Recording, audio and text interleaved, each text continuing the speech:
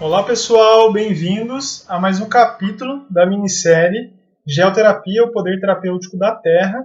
Hoje eu vou falar para vocês sobre os ciclos da natureza e a composição da argila. Todos sabem, né, que a argila ela é um mineral, ela é composta por uma diversidade de minerais. Então eu quero contar para vocês um pouquinho como é a composição do solo, como é a composição do território de onde a gente encontra a argila. Então a primeira coisa que a gente precisa conhecer, a partir dos conhecimentos da geologia, é a geomorfologia, ou seja, como é constituído o nosso solo. Desde os tempos da escola, a gente vem estudando um pouquinho como é composto o nosso planeta Terra. Então, vocês se lembram que a Terra é composta por diferentes estratos ou camadas que se intercomunicam, mas a gente separa ou dá um nome diferente para cada uma para a gente entender que elas estão ali. Então, a gente tem a superfície da Terra composta pela crosta ou litosfera, né? Que a gente vai entender, é ali onde está encontrada a argila. Depois a gente tem o núcleo e o manto. Então, nessas diferentes camadas, possui uma primeira interação. Então, o núcleo e o manto, a partir da energia que é gerada no núcleo, o manto já é uma região onde as coisas estão instáveis, as substâncias estão instáveis. Então, na superfície da Terra, o movimento magmático, o movimento tectônico, ele produz alterações na superfície do solo. Inclusive o tectonismo, né, o movimento das placas tectônicas, das suas junções, gera as mudanças de superfície, as mudanças de relevo. Então, as regiões de vulcanismo também são regiões onde você tem cadeias de montanha. Então, eu quero explicar para vocês um pouquinho sobre os diferentes tipos de rocha e como eles surgem. Então, a gente sabe que existem diferentes tipos de rocha.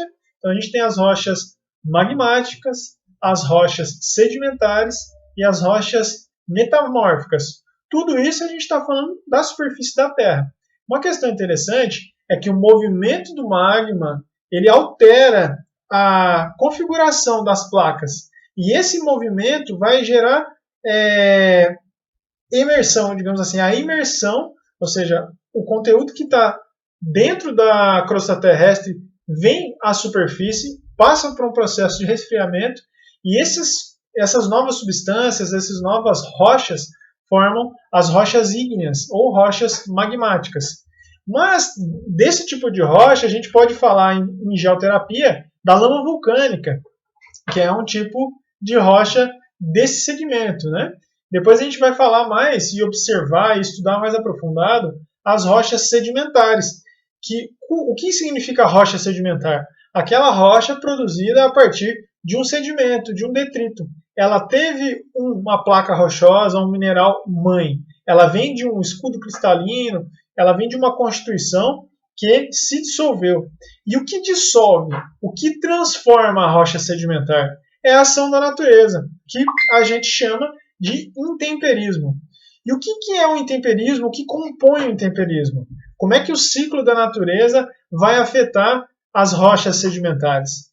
É por meio da água, por meio do vento, por meio do próprio tectonismo, por meio do deslocamento das massas dos sedimentares de uma região para outra. Normalmente de uma região mais alta para uma região mais baixa. Esse processo de deslocamento, a enxurrada, tudo isso vai fazendo que provocando assoreamento, essa água vai entrando em camadas mais profundas, vai arrastando componentes rochosos com ela. E essa transformação desses componentes, de alguns deles inclusive, vão formar as pequenas porções dos argilominerais. Tá?